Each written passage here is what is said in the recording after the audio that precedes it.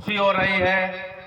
और सबसे पहले तो मैं यहाँ पे हमारे आने वाले हमारे दोस्त नौजवान और हमारी बाप की उम्र के जो हमारे बूढ़े बड़े जो साथी लोग बैठे हैं, मैं उनको दिल की गहराइयों से सलाम पेश करना चाहता हूँ।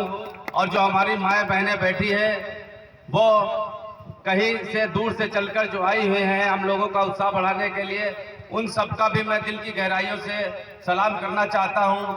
और दोस्तों, मैं आपको कुछ वक्त कम है और लोग ज़्यादा हैं, तो मैं कुछ चंद लाइनों में आपको कुछ बातें बताऊंगा।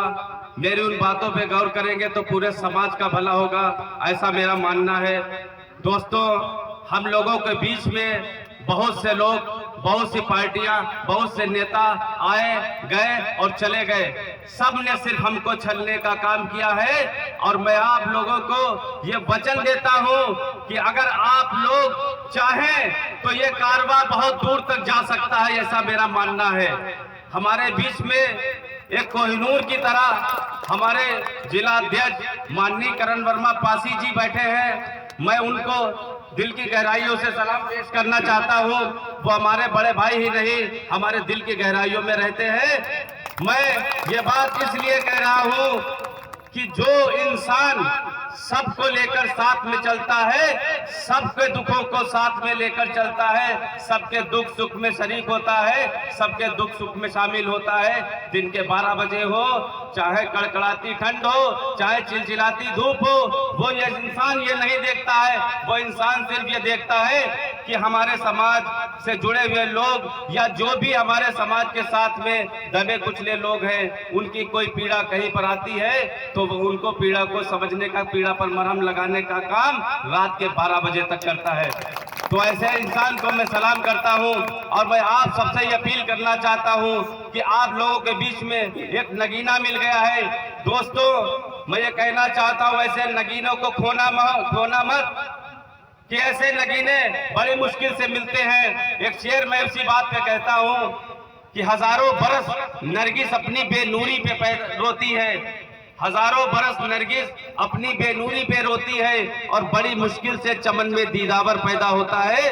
तो दोस्तों, मैं ये कहना चाहता हूं कि आज जो 26 तारीख है, ये हमारे लिए बहुत ही ऐतिहासिक तारीख है। जिस तारीख के खातिर हम लोग यहाँ पर जमा इकट्ठा हुए हैं, अरे मैं आप सबको बताना चाहता हूं, अगर मैं उस तारीख का किस्सा बताना बैठ जाऊं तो दोस्तों सुबह से शाम हो जाएंगी। कहने के लिए अल्फाज सीने में बहुत है। दोस्तों, ये जो संविधान बना था, तो संविधान बनने में हमारे बाबा साहब अम्बेडकर पूज्य जी, उनको कितनी उनके अड़चने डाली गई थी, मनवादियों ने उनके बीच में कितनी विघ्न पैदा करी थी। दोस्तों, उन्होंने कितनी तकलीफें झेली है, ये हम जानते हैं। मैं मुस्लिम कम्युनिटी से आता हूँ और मेरा ऐसा मानना है कि अगर हम एससी, ओबीसी, माइनॉरिटीज के लोग अगर साथ में मिलकर चले तो हम बता रहे हैं कि आपको हिंदुस्तान की तारीख बदलने में ज्यादा देर नहीं लगेगी।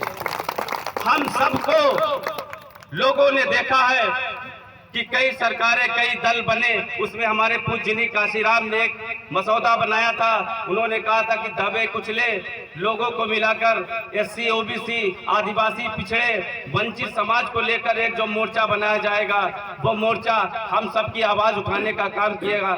बनाया गया था, कामयाब हुआ, चार चार बार मुख्यमंत्री हमारी पार्टी से बना। लेकिन बड़ा अफसोस की बात है कि हमारे मुस्लिम समाज में भी कुछ चेहरे आए, चेहरा लगाए कोई और फिरते थे, दिल में कोई बात और होती थी, काम किसी और के लिए करते थे। तो अब हम ये बात जान लें कि हमारे बीच में हमारा हमदर्द कौन है। मैं आप लोगों को विश्वास के साथ दिलाता हूं कि चंद्रशेखर रावण जैसा नगीना हम लोगों के बीच में आ गया है और हम लोग उसकी आवाज को ऊंचा करने का काम करेंगे। आपने देखा होगा कि नगीना के अंदर, लोकसभा की सीट के अंदर आपने देखा होगा कि हमारे मुस्लिम भाइयों ने किस तरीके से अपना पूरा सहयोग देके समाजवादी का कैंडिडेट को नकारते हुए अब चंद्रशेखर रावण को लोकसभा में भेजने का काम किया था। मैं ऐसा मानता हूं कि अगर आप लोग मैं आज आप लोगों को एक वचन दे के जाता हूँ। ये पठान का बच्चा आपसे एक वादा करता है कि हमारा एससी, ओबीसी और वंचित पिछड़े समाज का भाई अगर हम लोगों के साथ में चंद्रशेखर भाई की आवाज बनकर चलेगा तो मैं आपके साथ में दिन के रात के 12 बजे तक आपके साथ में खून की एक एक बूंद बहाने का काम करूंगा। हमारे किसी भी भाई के साथ नाइंसाफी होगी, हम अपने जिलाध्यक्ष के पीछे खड़े हैं और जिलाध्यक्ष आपके साथ खड़े हैं। हमारे लिए यही बहुत बड़ी बात है। दोस्तों, कहने के लिए बातों का तो एक बहुत बड़ा समंदर है, लेकिन वक्त बहुत कम है। लेकिन आपसे मैं ये वादा करता हूं और आपसे ये प्रण दिलवाना चाहता हूं कि आप लोग दलित, एससी, ओबीसी, मुस्लिम समाज के साथ सब लोग एक मुट्ठी की तरह खड़े होंगे कि नहीं खड़े होंगे? बस मैं यही ताकत को एक सैलाब बनाना चाहता हूं। मेरा ये मिशन है कि हम लोगों को जो मुस्लिम, ओबीसी, एससी लोगों को जो साजिशों के तहत दूर किया गया है, हम ऊपर वाले ने चाहा तो बहुत जल्दी इस पूरी ताकत को समेटकर इसको महाशक्ति हिंदुस्तान में बनाने का काम करेंगे। दोस्तों, हमारे पीछे अच्छे बोलने वाले वक्ता लोग बैठे हुए हैं। मैं ज्यादा बात ना करके उन लोगों को भी मौका देना चाहता हूं। हमारे जिलाध्यक्ष भी बैठे हैं, आप लोगों को कुछ बातें बताएंगे। हमारे बूढ़े बुजुर्ग लोग बैठे यहाँ पे आए हुए हैं, उन्होंने बड़ा अच्छी बात कही।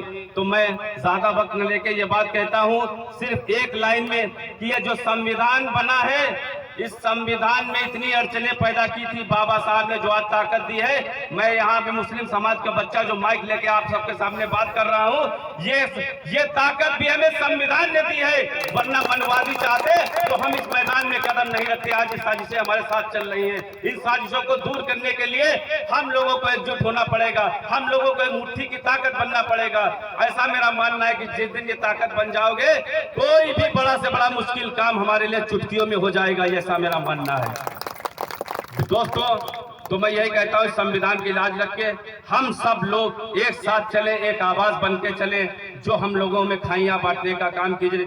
मुस्लिम समाज को हमारा दुश्मन बनाया जाता है, हमारे दलित समाज को हमारा दुश्मन बताया जाता है, आपस में फूट डलाई जाती। बिल्कुल फूट नहीं करो। मैं तो ये जानता हूँ कि इंसान अच्छा हो, उसके काम अच्छा हो, मैं उसकी प्लेट पे खाना खाने के लिए हर वक्त तैयार रहता हूँ, हर वक्त तैयार रहता हूँ। ऐसा कुछ नहीं है।